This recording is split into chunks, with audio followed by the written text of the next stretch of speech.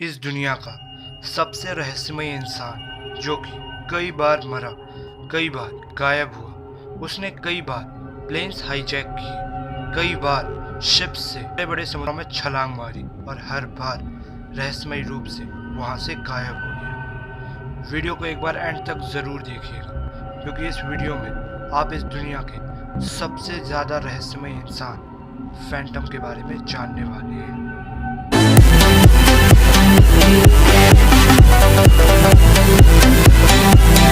Phantom का असल नाम क्या है, आज तक कई रिकॉर्ड्स में चेक करने के बाद भी किसी को पता नहीं चल पाया है। वैसे तो फैंटम ने बहुत सी घटनाओं को अंजाम दिया है, लेकिन आज मैं आपको उसकी कुछ एपिक घटनाएं बताने वाला हूँ। यह घटना थी 4 मई 1924 की।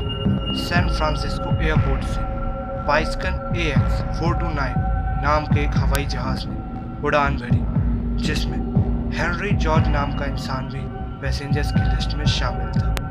उसने पता नहीं कैसे पर एरोप्लेन को हाईजैक कर लिया और $10,000 की मांग की।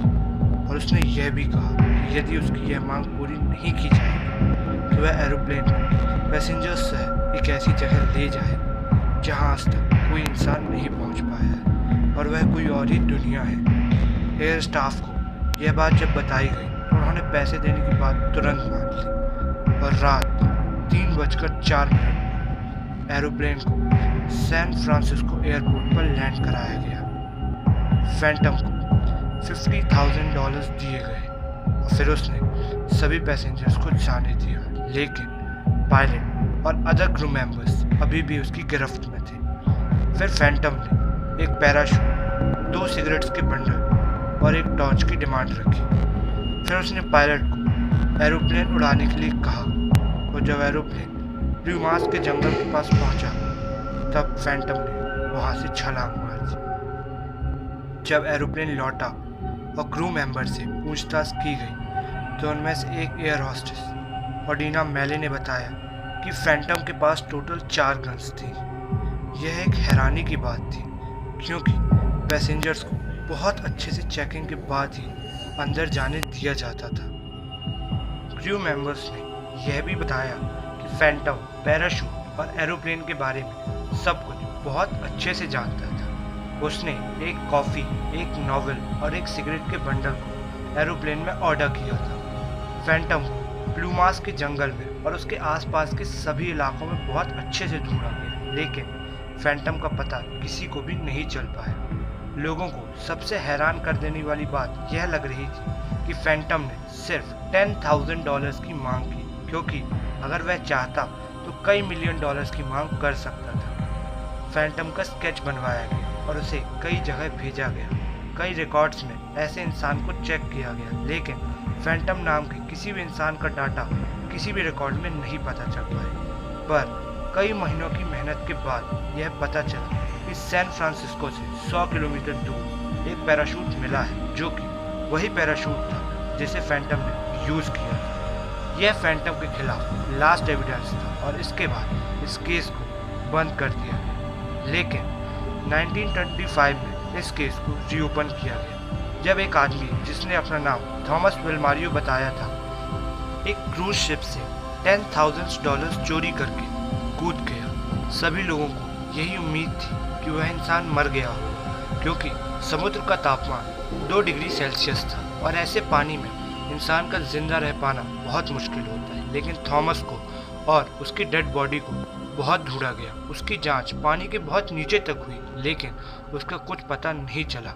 लोगों ने जब उसका हुलिया पुलिस को बताया तो थॉमस का हुलिया पूरी तरह से फैंटम से मैच हुआ और इस बार भी उसने सिर्फ $10,000 ही चुराए थे। इसकी जांच पड़ताल करने वाले इन्वेस्टिगेटर्स का कहना था कि फैंटम कोई एक आदमी नहीं बल्कि उसका एक पूरा ग्रुप है।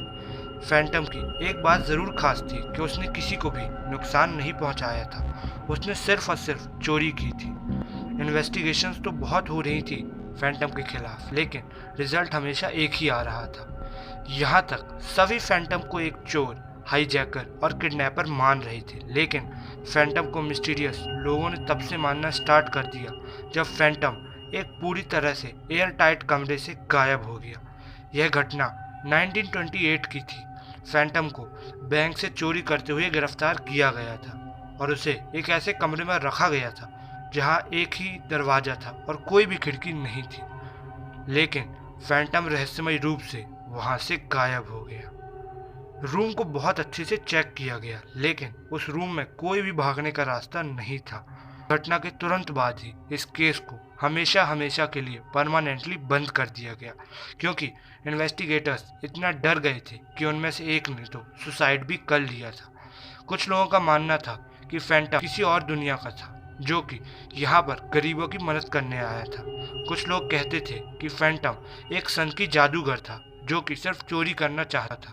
लेकिन फैंटम कौन था, इसकी असलियत क्या थी, आज तक किसी को पता नहीं चल पाया। आपको क्या लगता है, कमेंट करके नीचे ज़रूर बताएं। अगर आपको यह वीडियो पसंद आया है तो वीडियो को लाइक ज़रूर करें, कमेंट करके अपने व्यूज़ बताएं और यह भी बताएं कि आपको अगले किस टॉपिक पर वीडियो जानना है। और मेरे चैनल द फैक्ट्स को सब्सक्राइब कर दीजिए, क्योंकि मैं ऐसे इंटरेस्टिंग टॉपिक पर वीडियोस हर 2 या 3 दिन में लाता रहता हूँ।